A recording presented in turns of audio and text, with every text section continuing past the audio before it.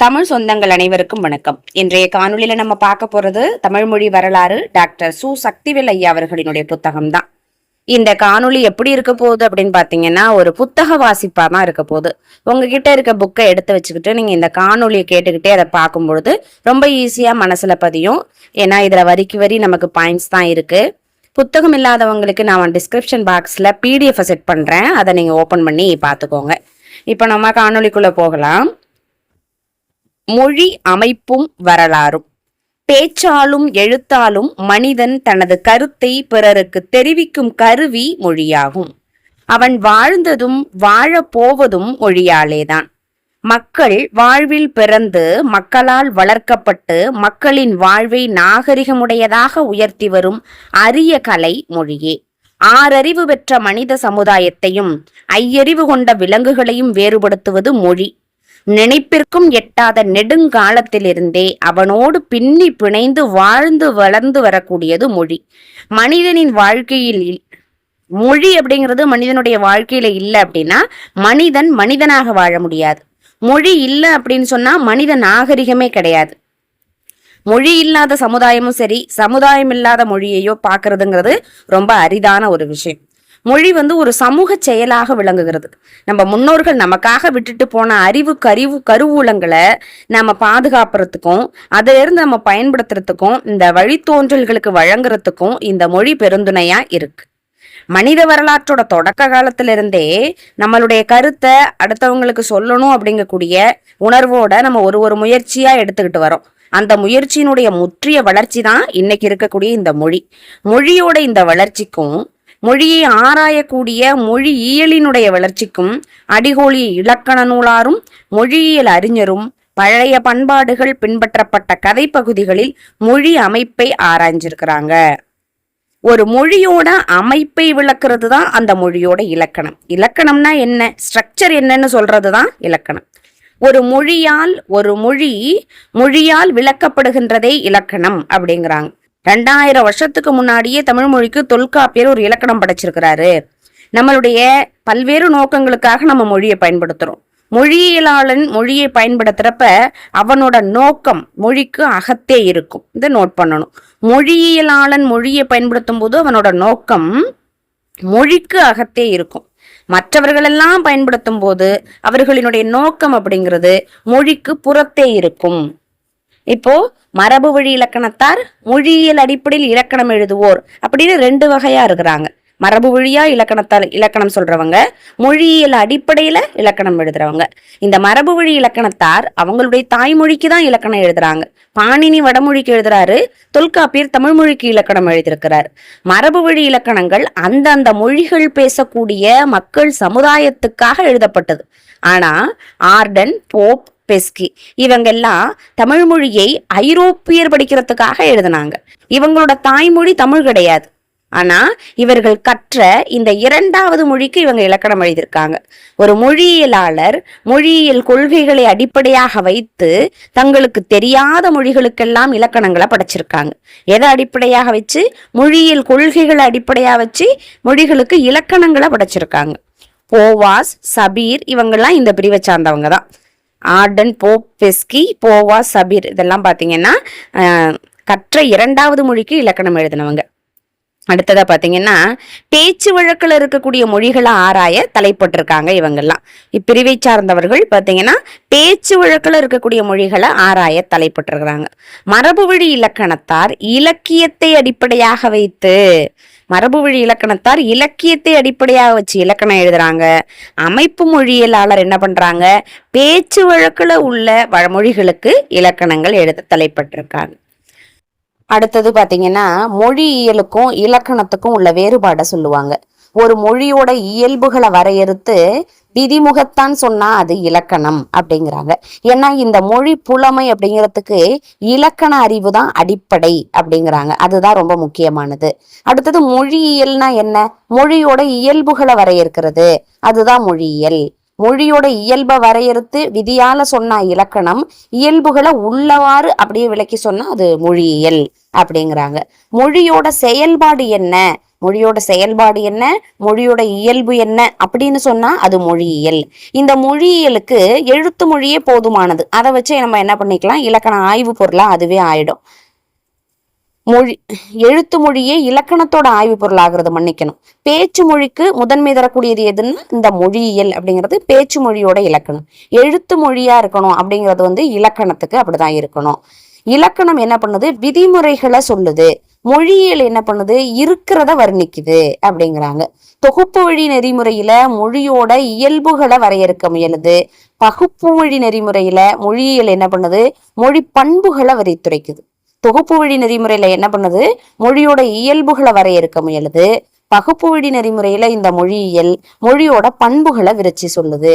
இலக்கிய வளமான மொழிகளுக்கு மட்டும்தான் அதை மட்டும்தான் என்ன பண்ணுது, விரித்து சொல்லுது இந்த இலக்கணம் அப்படிங்கிறது.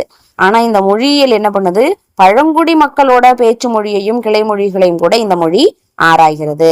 இலக்கணம் அப்படிங்கிறது பெரும்பாலும் சொல்லியலை அடிப்படையாக கொண்டதா இருக்கு. சொல்லியல் அதோட அந்த ஒப்பிடுற பாயிண்ட் முடிஞ்சிச்சு. அடுத்தது நமக்கு இந்த சொல்லியலே இலக்கணம் அப்படிங்கிறது ஒரு நிமிஷம், இலக்கணம் அப்படிங்கிறது பெரும்பாலும் சொல்லியலை அடிப்படையாக கொண்டதா இருக்கு. இந்த சொல்லியல் தான் தொடரியல்லையும் பேசப்படுது. முக்கியமான விஷயம், இலக்கணம் அப்படிங்கிறது சொல்லியலை அடிப்படையாக கொண்டது, இது தொடரியல்லையும் பேசப்படுது. ஒளியின் கோட்பாடு ரொம்ப முக்கியமானது. மொழி ஆராய்ச்சிக்கு வழங்கியுள்ள கொடை அப்படிங்கிறது ஒளியின் கோட்பாடு தான். மொழியியல்லையும் தொடரியலையும், மொழியியல் அப்படிங்கிறது தொடரியல்லையும் தனிச்சிறப்பு பெற்று விளங்குது. மொழியியலும் கூட தொடரியல்லையும் தனிச்சிறப்பு தான் பெற்றிருக்கு.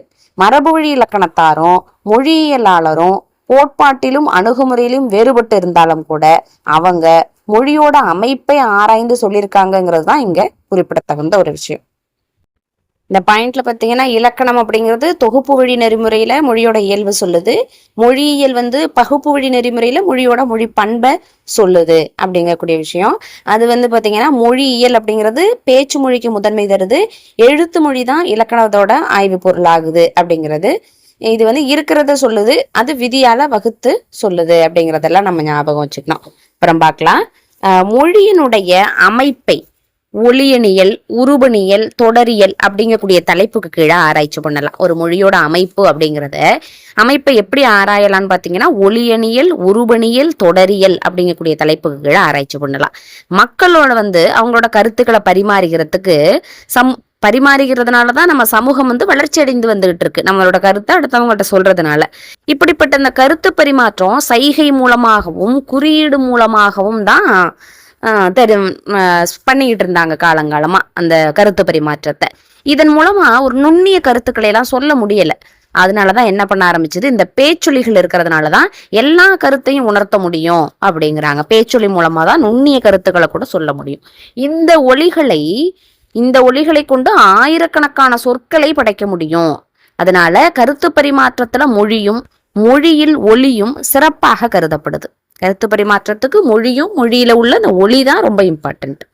மொழி அப்படின்னா பேச்சொலி தானே அப்படின்னே நம்ம சொல்லலாம்.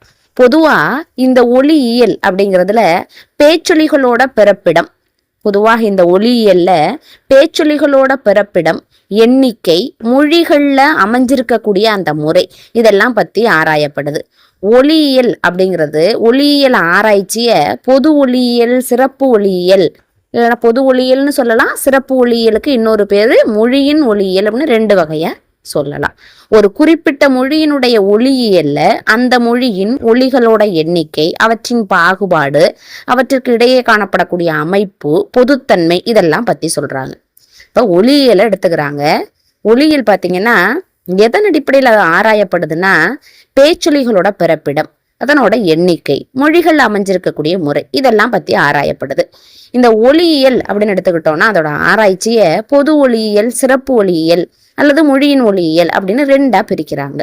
மொழியோட ஒளியியல்ல அந்தந்த மொழிகளோட எண்ணிக்கை, பாகுபாடு, காணப்படக்கூடிய அமைப்பு, பொதுத்தன்மை, இது எல்லாத்தையும் விளக்கி சொல்றாங்க.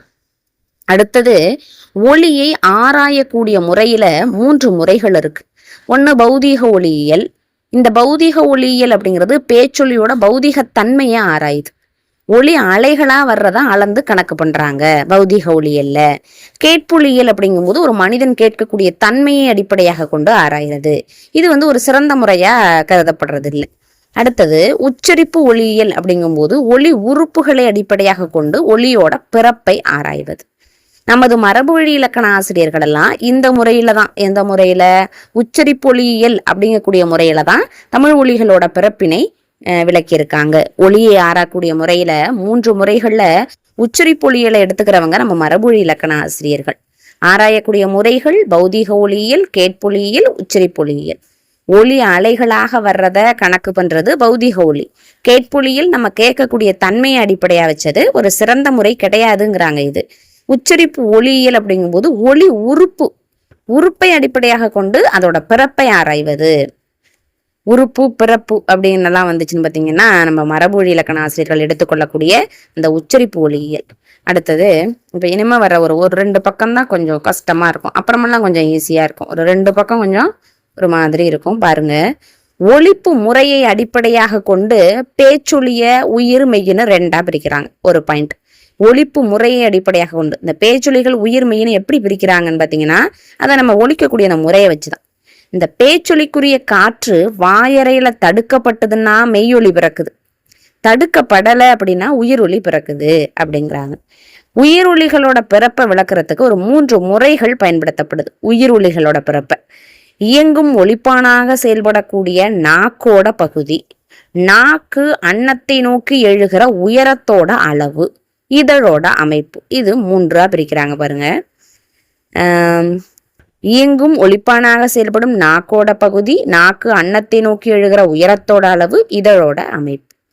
அன்னத்தை நோக்கி எழுகிற நாக்கின் பகுதி, ஃபர்ஸ்ட் பாயிண்ட் இருக்கு பார்த்தீங்களா, நாக்கின் பகுதியை ஒட்டி இந்த உயிரொலிகளை முன்னுயிர், நடு உயிர், பின்னுயிர் அப்படின்னு வகைப்படுத்தலாமா. ஃபர்ஸ்ட் நாக்கோட பகுதியை வச்சுக்கிட்டு உயிரொலிய முன்னுயிர், பின்னுயிர், நடு உயிர்னு பிரிக்கலாம். நாக்கு அன்னத்தை நோக்கி எழுகிற உயரத்தின் அளவு இருக்கு பார்த்தீங்களா, அதை வச்சுக்கிட்டு மேல், இடை, கீழ் அப்படின்னு 3ஆ பிரிக்கலாம் அப்படிங்கிறாங்க. இப்ப மேல்னு ஒண்ணு இருக்கு பார்த்தீங்களா, அந்த மேல் அப்படிங்கிறத மேல், கீழ், மேல் அப்படின்னு பிரிக்கலாம். இடைப்பட்ட இடைய மேலிடை, நடு இடை, கீழிடை அப்படின்னு பிரிக்கலாம் அப்படிங்கிறாங்க. கீழ் அப்படின்னு இருக்கு பார்த்தீங்களா, அதை மேல், கீழ், கீழ் அப்படின்னு பிரிக்கிறாங்களாம். இதழ்களோட அமைப்பை ஒட்டி இதழ் குவி உயிர், இதழ் குவியா உயிர் அப்படின்னு பிரிக்கலாம் அப்படிங்கிறாங்க. இப்போ இந்த ஒலி உறுப்புகள் அதிர்ந்தோ காற்றை அடைத்தோ வெளிவரும் காற்றை அதிரச் செய்தோ பிறக்கக்கூடிய ஒலிகள் மெய்யொலி. நம்ம தான் ஏற்கனவே சொன்னோம்ல, தடுக்கப்பட்டா பிறக்கிறது மெய்யொலி தான் அப்படின்னு.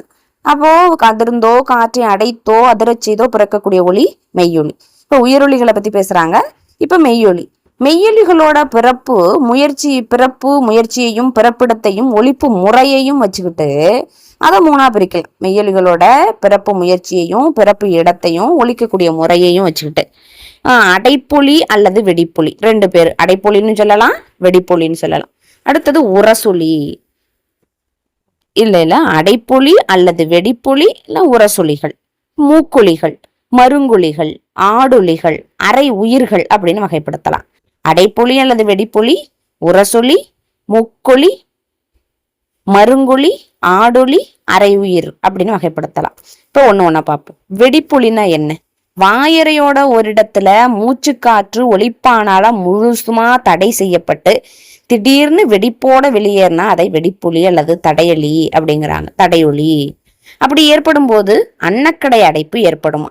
அப்போ தமிழ்ல வல்லின ஒலிகளை வெடிப்பொலின்னு சொல்லலாம். அடைப்பொலி போலவே அன்னக்கடை திறந்து மூக்கரை வழியே மூச்சுக்காற்று வெளியே போகும்போது மூக்கொலி அல்லது மெல்லினம் தோன்றும். இப்ப தடுக்கப்பட்டு ஒரு வெடிப்போட வெளியேறினா வெடிப்பொலி அல்லது தடையொலி அப்படின்னு சொல்லலாம், அடைப்பொலின்னு.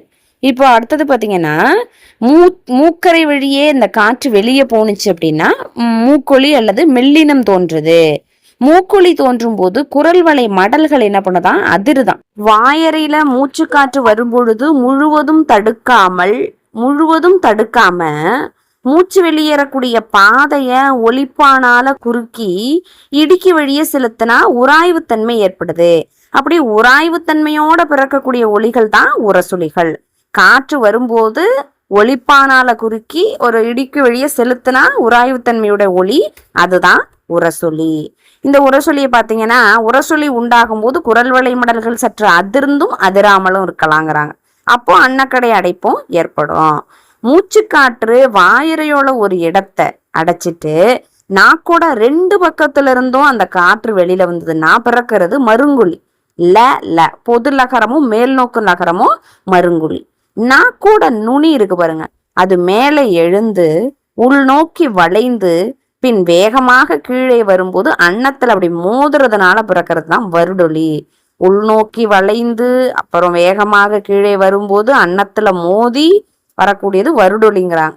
வருடொலி எது அப்படின்னா தமிழ்ல ரகரம் ஒரு வருடொலி, இடையின ரகரம். மூச்சுக்காற்று வெளியேறும் போது இதழ்களோ நுனிநாக்கோ உள்நாக்கோ வேகமாக அதிர்ந்து ஆடும் போது, இப்ப இதழ்களை பத்தி பேசுறாங்க, அந்த ஒளிதான் ஆடொலி. இதழ்களோ நுனி நாக்கோ உள்நாக்கோ வேகமா அதிர்ந்து ஆடும்போது பிறக்கக்கூடிய ஒளி ஆடொலி. இந்த ஒளிகளை குறிக்கிறது இதெல்லாம் சொன்னது யாரு அப்படின்னா உலக ஒளியியல் கழகம், இன்டர்நேஷனல் ஃபோனடிக் அசோசியேஷன் குறியீடுகளை நம்ம பயன்படுத்துறோம். ஒளியியல் ஆராய்ச்சியில் ஒளிகளினுடைய எண்ணிக்கையும் அவற்றின் ஒளி பண்புகளையும் ஆராயறது முக்கியம் அப்படிங்கிறாங்க. கீழ்கண்ட 2 சொற்களோட வேறுபாட்டுக்கு ஒளி வேறுபாடு தான் காரணம். அடுன்னா சமைன்னு சொல்றோம், ஆடுனா நடனம் செய் அப்படிங்கக்கூடிய சொல்ல இருக்கு பாருங்க. இதுக்கு காரணம் அந்த ஒளி வேறுபாடு தான் காரணம். இது மாதிரி சொல் வேறுபாட்டுக்கு காரணமாக அமைந்த மிக குறைந்த ஒளி வேறுபாடு தான் ஒளியன். அப்போ நமக்கு ஸ்பெல்லிங் மிஸ்டேக் எல்லாம் வருது பாருங்க, அது மாதிரி பார்த்தீங்கன்னா சின்ன சின்ன மிஸ்டேக்கு. அது மாதிரி சொல் வேறுபாட்டுக்கு காரணமாக அமைந்த மிக குறைந்த ஒளி வேறுபாட்டை தான் ஒளியன் அப்படிங்கிறோம். ஒளியன்னா என்னங்க, சின்ன வேறுபாடு, அதனால ஒளி மாறுபாடுது அப்படின்னா அதுதான் ஒளியன். இந்த தமிழ்ல ககரம் இருக்கு பாருங்க, சூழலுக்கேற்ப அதோட ஒளி மாறுமா. கடல் அப்படின்னு சொல்லலாம். அதே க அப்படிங்கிறது பக்கம் அப்படின்னு வரும்போது அந்த க எப்படி உச்சரிக்குது பாருங்க. பகல் அப்படிங்கும்போது அதுக்கான உச்சரிப்பு எப்படி இருக்கு, தங்கம் அப்படிங்கும்போது எப்படி இருக்கு.